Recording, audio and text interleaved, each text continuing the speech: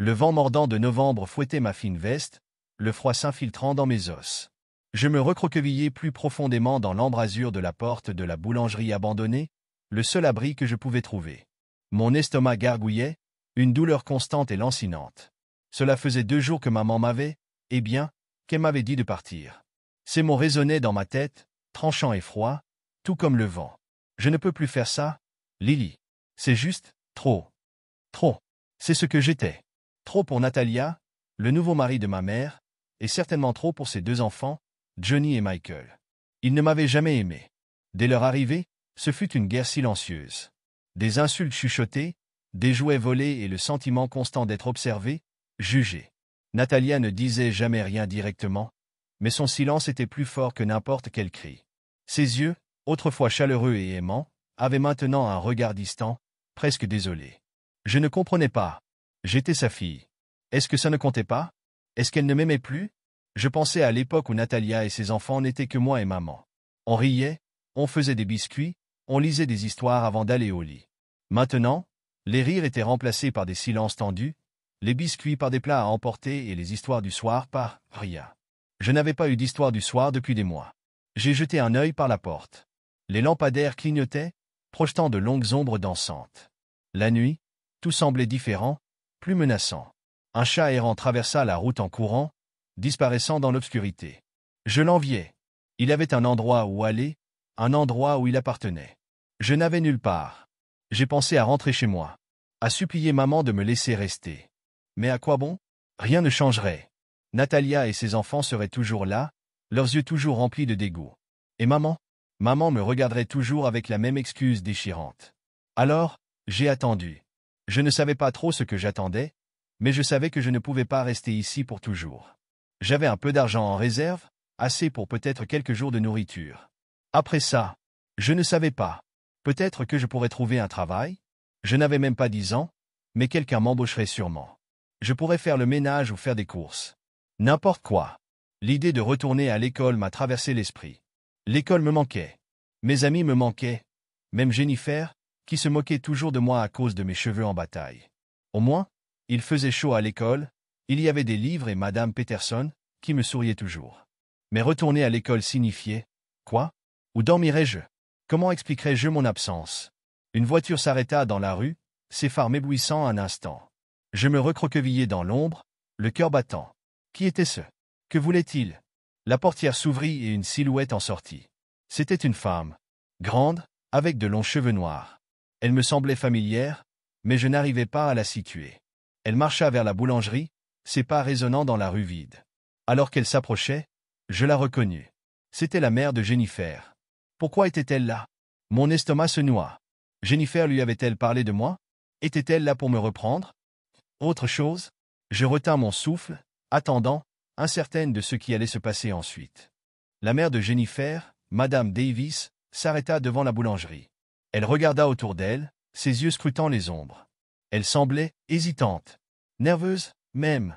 Elle ne me regardait pas directement, mais je savais qu'elle me cherchait. Mon souffle se bloquait dans ma gorge. J'avais envie de courir, de disparaître dans l'obscurité, mais mes pieds semblaient cloués au sol. Madame Davis sembla enfin me repérer. Elle fit un pas hésitant en avant. « Lily » demanda-t-elle d'une voix douce. Je ne répondis pas. Je ne pouvais pas. Ma voix semblait piégée, perdue quelque part au plus profond de moi. Je la regardais simplement, les yeux écarquillés et suppliants. Elle s'approcha lentement, comme si elle s'approchait d'un animal effrayé. Elle s'agenouilla, de sorte que nous étions à hauteur des yeux. Son visage était gentil, mais aussi inquiet. « Lily » dit-elle à nouveau, sa voix encore plus douce cette fois. « Est-ce que tu vas bien ?» Je secouai la tête, une larme s'échappa et traça un chemin froid sur ma joue. Je ne pouvais pas parler. Les mots ne venaient pas. Madame Davis a tendu la main, hésitant un instant avant de toucher doucement mon bras. Sa main était chaude, un contraste frappant avec le vent mordant. « Jennifer m'a dit, elle m'a dit que tu n'étais pas à la maison, dit-elle. Elle s'inquiétait pour toi. » Jennifer? Jennifer s'inquiétait pour moi? La même Jennifer qui m'appelait Lilypad et riait quand je trébuchais dans le couloir? Cela n'avait aucun sens. Je reniflai, essayant de me ressaisir. « Maman, maman m'a dit de partir, » murmurai-je, ma voix à peine audible. Le visage de Madame Davis se crispa. Elle avait l'air en colère, Une lueur féroce brillait dans ses yeux. Mais ensuite, elle me regarda à nouveau, et la colère se transforma en quelque chose qui ressemblait à de la pitié, de la compréhension. « Oh, Lily, dit-elle, la voix lourde d'émotion. Elle me serra plus fort contre elle, m'entourant de ses bras pour me serrer chaleureusement. C'était la première étreinte que je recevais depuis une éternité.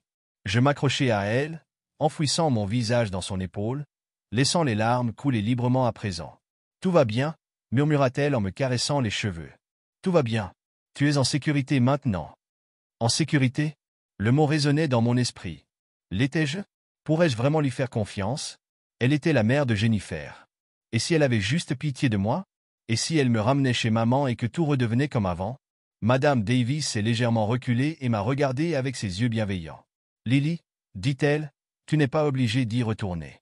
Pas si tu n'en as pas envie. » Je la regardai, mes yeux cherchant les siens. « Je ne sais pas où aller, » murmurai-je. Madame Davis sourit, un petit sourire hésitant. « Tu peux venir à la maison avec moi, dit-elle. Juste pour ce soir. Nous verrons ce qui se passera demain matin. » Chez soi. Le mot semblait étrange, inconnu. Mais la façon dont Madame Davis le prononçait semblait accueillante. Chaleureuse. J'ai hoché la tête lentement, toujours incertaine, mais aussi pleine d'espoir. Peut-être, juste peut-être, les choses pourraient s'améliorer. Peut-être que c'était une chance. Madame Davis se leva et me tira avec elle. Elle garda son bras autour de moi tandis que nous marchions vers sa voiture. Le vent me mordait toujours la peau, mais il ne faisait plus aussi froid. Alors que nous partions, je regardais la boulangerie abandonnée, une promesse silencieuse se formant dans mon esprit. Je ne resterai pas ici. Je ne serai plus invisible. Je trouverai ma propre voie, ma propre maison. Mais pour l'instant, j'avais un lit chaud, un sourire gentil et peut-être, juste peut-être, une chance de recommencer. Mais que se passerait-il demain? Que dirait Jennifer? Et maman? Un millier de questions tourbillonnaient dans mon esprit tandis que je m'endormais dans la chambre d'amis de Jennifer, un espoir fragile vacillant dans mon cœur. Je m'endormis dans la chambre d'amis de Jennifer, un espoir fragile vacillant dans mon cœur. L'odeur inconnue de lavande et de vanille emplissait l'air, un contraste frappant avec l'odeur humide et moisie de la porte de la boulangerie. Pour la première fois depuis des jours, j'éprouvais un sentiment de paix. Pas complète, pas encore, mais une petite graine de calme avait pris racine. Le soleil du matin entrait par la fenêtre, me réveillant doucement. Je m'étirai, sentant les draps doux contre ma peau, un luxe que j'avais presque oublié. Un léger rire se fit entendre en bas. Mon estomac se serra. Jennifer, que dirait-elle? Je m'habillai rapidement, enfilant les mêmes vêtements que je portais depuis des jours. Ils étaient sales et je pris note mentalement de demander à Madame Davis si je pouvais éventuellement faire la lessive. Prenant une profonde inspiration, j'ouvris la porte et descendis les escaliers. La cuisine était chaleureuse et lumineuse. Madame Davis était au fourneau, fredonnant doucement tout en retournant les crêpes. Jennifer était assise à la table, une pile de livres à côté d'elle, un air d'appréhension sur son visage. Elle leva les yeux quand elle me vit. « Lily » dit-elle d'une voix hésitante. Je réussis à esquisser un petit sourire. « Bonjour » marmonnai-je. Madame Davis se retourna, son sourire chaleureux et sincère. « Bonjour, petite tête de lit. Les crêpes sont presque prêtes. Jennifer m'a aidé à les préparer. » Les yeux de Jennifer s'écarquillèrent légèrement. « Je viens de poser le sirop sur la table, » dit-elle rapidement, évitant mon regard. Nous avons pris le petit déjeuner dans un silence confortable. Les crêpes étaient délicieuses, moelleuses et sucrées. C'était le premier vrai repas que je prenais depuis des jours. Pendant que je mangeais, j'observais Jennifer du coin de l'œil. Elle semblait différente, moins méchante. Après le petit déjeuner, Madame Davis débarrassa la table. « Lily, dit-elle, Jennifer et moi avons discuté. Nous voulons que tu restes, aussi longtemps que tu en auras besoin. » J'avais le souffle coupé. Rester? Vraiment rester?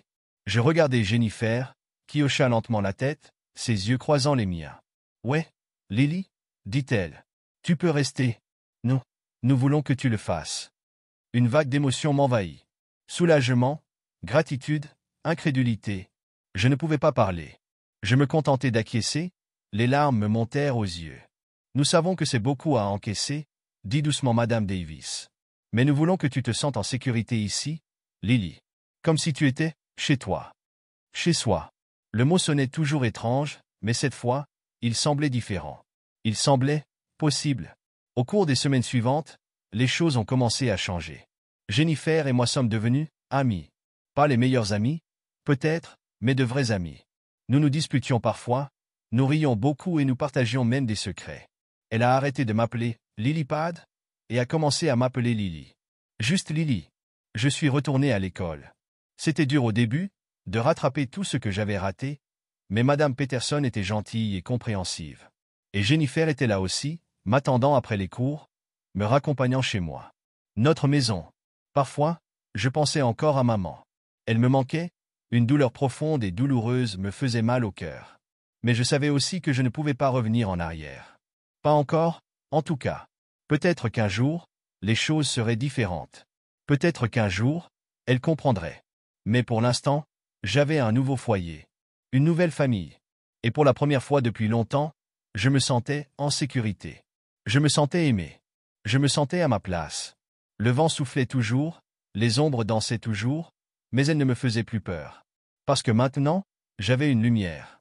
Une lumière qui brillait de mille feux, me réchauffant de l'intérieur. Et cette lumière, je le savais, ne s'éteindrait jamais.